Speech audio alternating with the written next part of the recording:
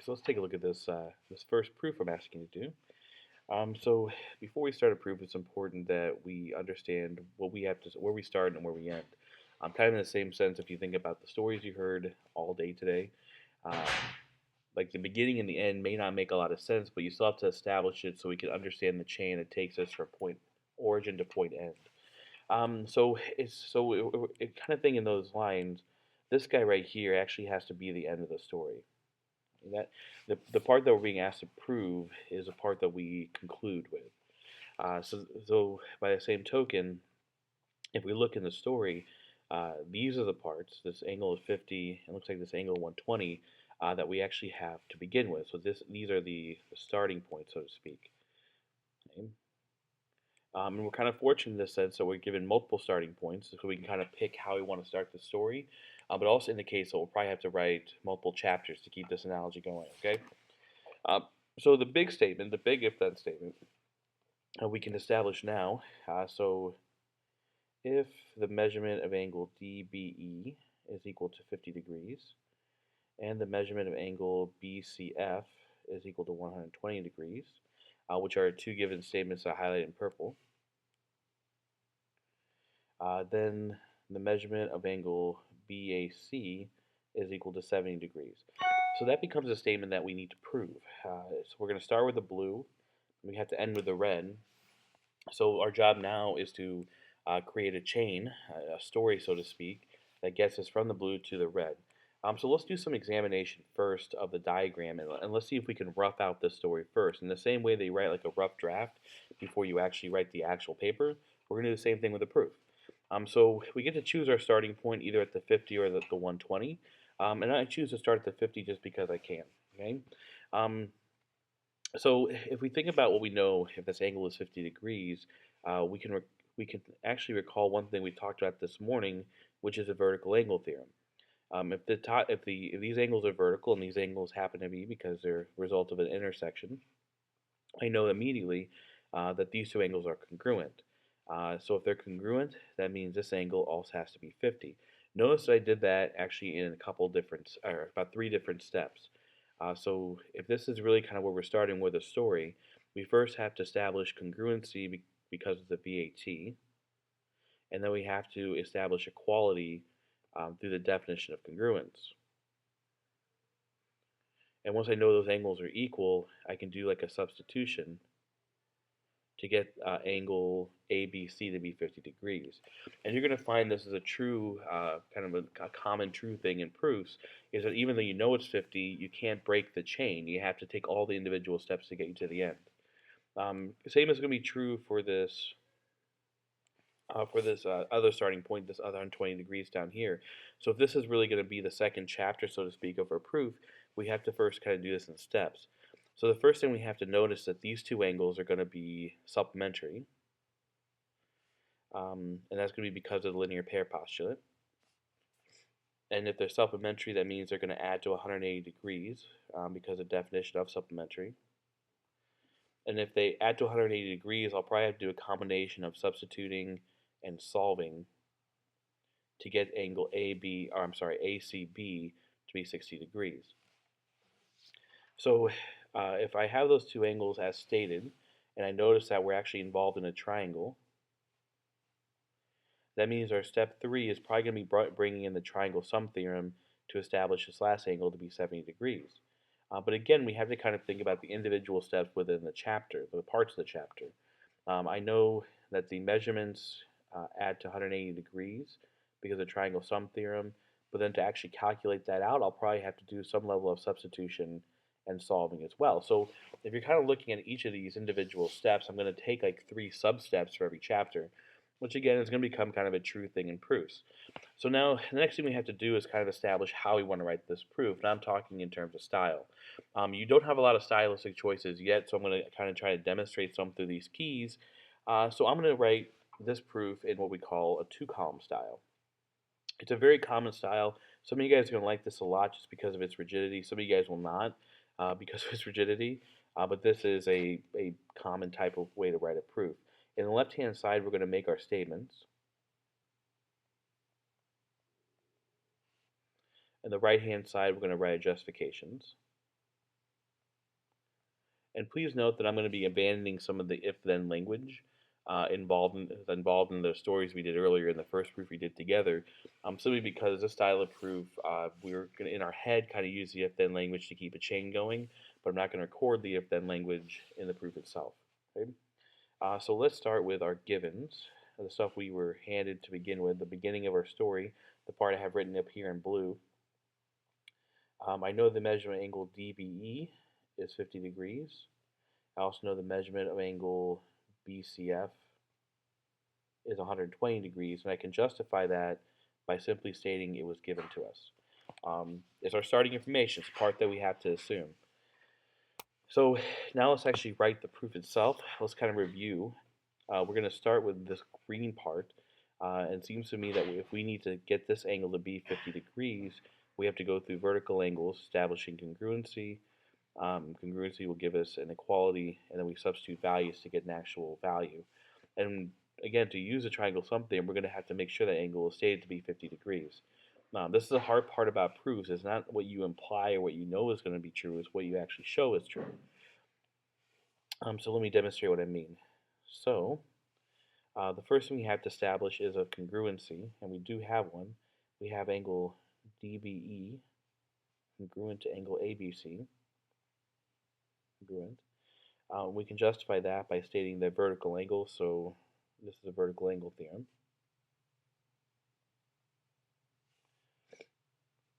Now that I know they're congruent, I can state an equality.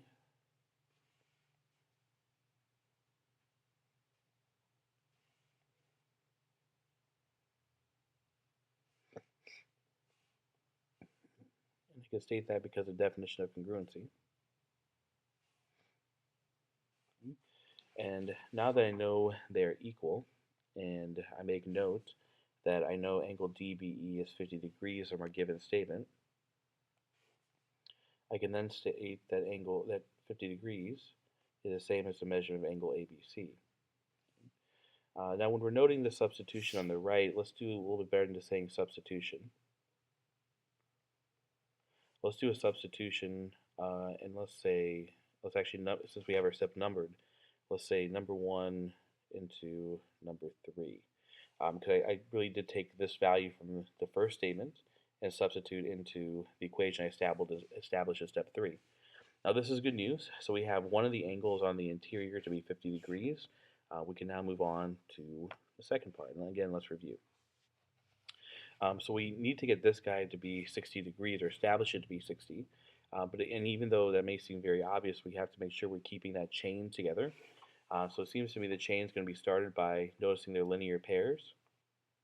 If they're linear pairs, then they are indeed supplementary. If they're supplementary, then we can establish equation for 180. If we have an equation and some known values, we can substitute. And if we can substitute, then we can definitely solve. So that becomes our chain. Let's put that together. So let us first claim that angle ACB and angle GCF are supplementary.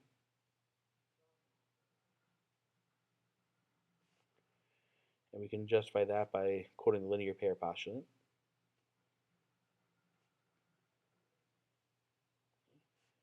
Which directly states if I have two angles that are adjacent, these are adjacent because they are touching, that form a line, then those angles are supplementary. If those angles are supplementary, then it must be true that the measurement of angle ACB plus the measurement of angle GCF equals 180 degrees.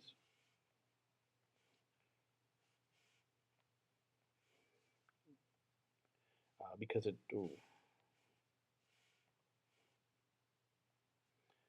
the definition is supplementary.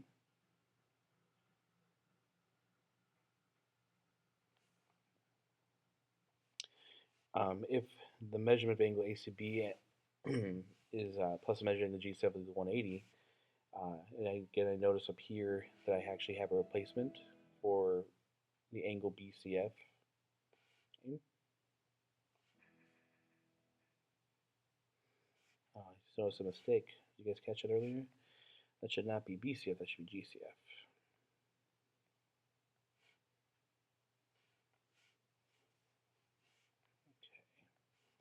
I apologize for that, but we have this replacement here. I'm going to re-highlight it. That means I really have angle ACB plus 120 degrees equals 180 degrees. We can justify that by substitution. And let's do a little bit better in just saying substitution. We're substituting from number 1 into number 6. If that equation is true, and we've shown very clear that it has to be, we can subtract 120 from both sides, so the measurement of angle ACB equals 60 degrees. And we can say that by simply solving or simplifying. Okay, we're almost there. So we now established these two angles. We now need to get this to be 70, and again, let's review kind of how we're going to get there. We're going to use triangle sum theorem, do a little substitution and solving, because of course it's a triangle. So let's get to that. We're done with this proof. Okay, so we do have a triangle. So by triangle sum theorem, that means the interior angles have to add to 180 degrees.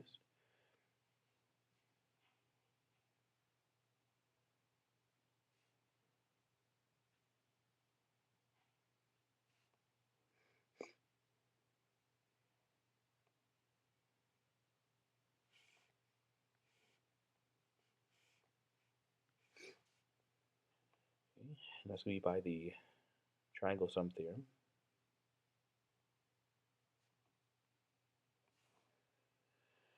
Okay, now we have to get this if we kind of take a second to review, we're trying to get BAC to be 70 degrees.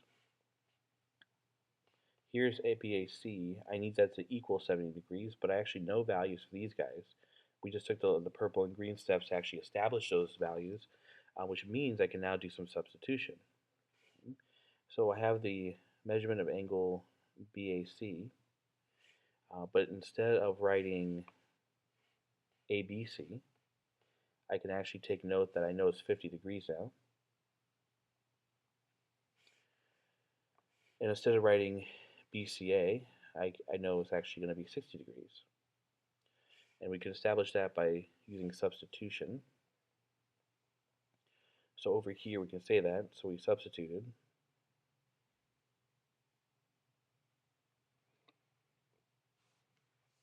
And now we substituted number 4 and number 8 into number 9. Okay. Final step here, we're going to do a little simplifying. If I subtract 50 and 60 from both sides, I have the measure of angle BAC to be 70 degrees. Okay. And again, we did that by solving, not substitution.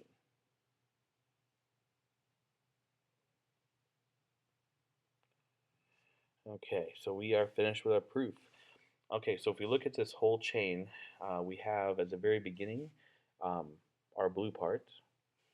Actually, oops. We have our blue part just like our original statement up here said. If I have those two angles that have been given to me, angle DBE is 50 and angle BCF is 120.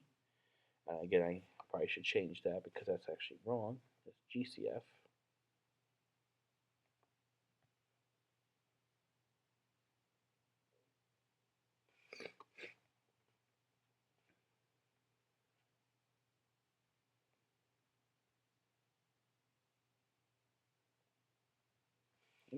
So if I have those two angles that have been given to me in blue, then I have to show that measure of BAC equals 70, which is exactly what I did with my chain here. I have those two angles right here that were given, a whole bunch of stuff, an unbroken chain of logic that gets me to measure angle BAC equals 70. So don't get freaked out by the size of this proof. These proofs are typically pretty long. But again, we have to show every single step, and that's how it goes. Okay, so that's example number 1. Let's take a look at 2 and 3.